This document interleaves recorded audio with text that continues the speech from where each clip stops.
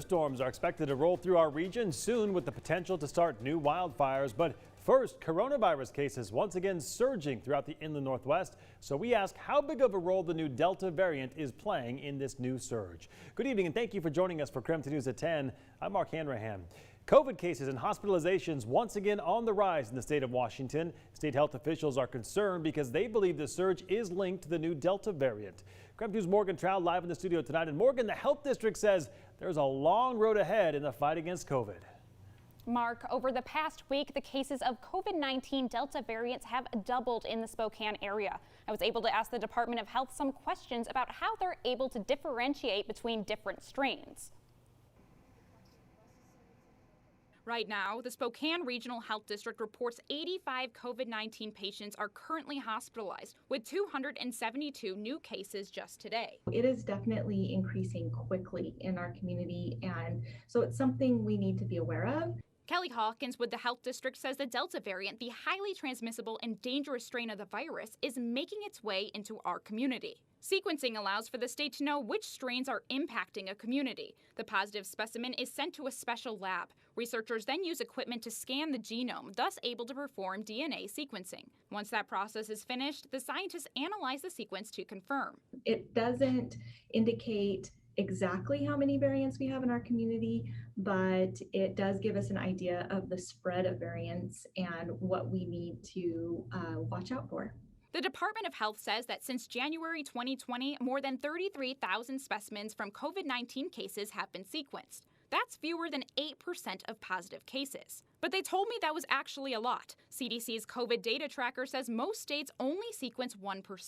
They add their percentage is a total for a year and a half. But as of the month of June 2021, they dramatically increased the number of specimens, sequencing 23% of all confirmed COVID-19 cases. Hawkins says about 10 to 15% of the health district's cases are sequenced. The Delta variant only makes up 11% of the health district's cases, but more Delta variants are projected. Well, looking at the national trend and even what we're seeing statewide, locally we tend to follow those trends, so it's not a good one. We could see an increase as expected. It's difficult to know the current number of how many Delta variant cases there are because there is a lag time in getting this information. Sequencing can be performed on stored specimens at any time for a number of reasons, so they may not even be a current case. Initial sequence reports for July are starting to be received, but the reality is that the Department of Health isn't going to have a clear idea of what happened in July until late August or early September, when all the data has been received and analyzed. In the studio, Morgan Trout, KREM 2 News. Morgan, thank you very much. All right, now taking a live look at the air quality in the region right now. Currently, we are in the moderate category, and we've been that way for most of the day. Definitely some much needed relief after being in that unhealthy category for most of the week. That improving air quality is due to a new storm moving in that will also bring thunderstorms with it. Meteorologist Thomas Patrick joining us from the Outdoor Weather Center tonight. Those thunderstorms, Thomas, were also, aside from them, also under this red flag warning as well, right? Yeah, absolutely, because thunderstorms obviously mean lightning in the forecast as well, and lightning this time of year with our drought conditions can always lead to new wildfires. So that's one of the primary risks with the thunderstorms that are going to be moving through tomorrow. Tonight's kind of our break. We had a little bit last night, looking for some more tomorrow. So there are those red flag warnings across most of eastern and central Washington. In addition to that, we're actually just now getting an update from the Storm Prediction Center. So this is actually just switched over past a day, but it's areas in southeastern Washington and central Idaho are going to be under the greatest risk. I'm going to update this map between now and Maine weather because we did just get a fresh update that wasn't on that map. Here are tonight's storms. They're fizzling out pretty quickly. I mentioned tonight's kind of the break between what we had yesterday and what we're going to see tomorrow. So a bit of severity and of course lightning going to be one of the primary risks for tomorrow and what is still going to be another hot day across the region. So plenty of energy for the atmosphere to use in terms of those thunderstorms. So I'll be timing out when you can expect those thunderstorms in your neck of the woods, as well as how quickly we'll get some air quality relief as well heading into the weekend. Talk to you later in the broadcast. Thank you, Thomas. That wildfire smoke, of course, due to all the fires burning across the region. In just the past 24 hours, the Department of Natural Resources recorded 31 new fires. In Okanogan County, the Cedar Creek fire is prompting level 3 evacuations. That means leave now. The fire, which has now burned more than 52,000 acres, is now 25% contained. The Department of Lands Commissioner Hillary Franz is scheduled to visit the fire lines this Friday. Heading now to North Idaho, to the Hope Idaho, where the Trestle Creek Complex fire is pushing 3,500 acres. New level 2 evacuations are in place for nearby communities. Crews do not expect that fire to be completely contained until October 15th. There are still level 1 and 2 evacuations in place for the Walker Creek fire burning north of Wakanda. Residents living in that area of Bunch Road need to get ready to evacuate. Level 2 is in that blue area, while level 1 is in that yellow area. Well, you can't really see that yellow area right there, but it's about 75 acres right now in size, 0% contained. If you'd like a link to all the latest wildfire information burning in our area, those fires burning in our area, just text the word fire to 509-448-2000 and we'll send that information directly to your phone. New tonight, police say a man tried to lure a 10-year-old boy into a nearby boat yesterday in Coeur d'Alene. Take a look. This is video from Coeur d'Alene's parasail from their security footage. Now, according to police, 42-year-old John Randolph came up to a child and said that he was his dad, and that's when the 10-year-old got scared and ran to employees at CDA Parasail. Randolph told employees he was the boy's father when the victim insisted that he was not. Employees called police and Randolph was later arrested. He was booked into the jail for 1 count of child enticement. A settlement has been made after Geber Farms in Okanogan was slapped with $2 million worth of COVID fines. Washington State Department of Labor and Industries found dozens of health and safety violations last December.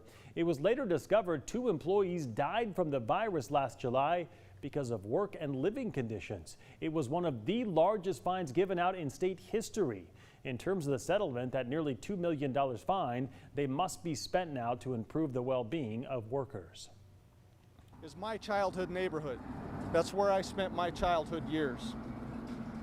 My children are growing up here, and my law enforcement partners are mothers, fathers, aunts, uncles, and friends of children that are just like Michael. So you need to believe me when I tell you that we are all in. The search continues for the 5-year-old boy from Fruitland, Idaho, who's been missing now for more than a week. Michael Vaughn was last seen near his home last Tuesday. Idaho State Police, the Boise Police Department, along with 13 law enforcement agencies are now helping in that search. Investigators have used helicopters, boats, and canines to try to find Michael with no luck so far. So anyone with any information about Michael's whereabouts is urged to call that number right there at the bottom of your screen. Our other top story tonight, former Spokane police officer Nathan Nash has been arrested in connection with a second rape investigation. This is in addition to the rape case that led to his firing from SPD. Newly filed court documents show what led to his arrest this morning, and KREM 2's Ian Smay has more details from the case tonight. The arrest stemmed from an investigation by the Spokane County Sheriff's Office Sexual Assault Unit. Nash is currently in the Spokane County Jail on charges of second-degree rape and unlawful imprisonment. Now, these charges are separate from the case that led to him being fired from the Spokane Police Department. This recent investigation started on July 20th of this year after the victim reported the rape to the Spokane Police Department, who then passed the case to the Sheriff's Office. That's because the alleged rape happened when he was an officer with the police department. According to court documents, Nash met the 40-year-old female victim while responding to a call that she had been physically assaulted by her neighbor on July 6, 2019. The documents say she told police she identifies as being disabled and has a learning disability. As he was leaving the scene, documents say Nash gave the victim his phone number and said he would be back the next day to take photos of her injuries. The victim told police the next day she received a call from Nash from an unfamiliar number in which he told her he was coming to, quote, take pictures and to wear a dress. The documents say the victim reported Nash showed up alone to take photos and that during the encounter he allegedly raped her. Documents say that after the alleged rape, the victim reported that Nash pulled her into her bathroom and she thought he was going to drown her. According to the victim, Nash told her to clean up. The documents say the victim reported having consensual sex with Nash one time in the weeks after he came over to talk about the previous physical assault by her neighbor. The victim also reported suffering PTSD and trauma from the rape. Now, if this sounds familiar, that's because the circumstances are very similar to the details of the case for which he is currently awaiting trial. That case stemmed from a sexual assault reported in October 2019. In that case, the victim alleged that Nash had assaulted them when he responded alone during a follow-up. Nash was eventually charged with second and third degree rape and official misconduct in that case. He was also fired from the Spokane Police Department and until this morning was free after being released on his own recognizance after a November 2019 arraignment. Nash is likely to appear in court tomorrow and is being held without bail at the Spokane County Jail. Second-degree rape is a Class A felony in Washington, meaning Nash could face life in prison.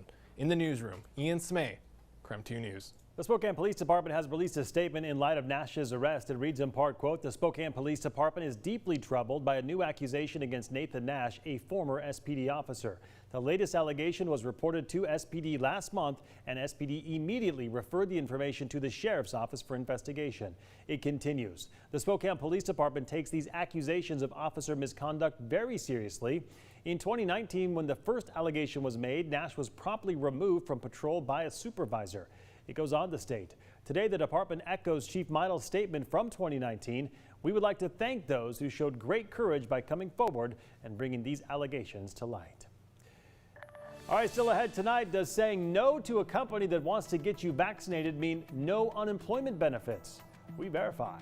Plus later, 2 Washington women are accused of tampering with railroad tracks in Whatcom County. Why the FBI calls this an act of terrorism.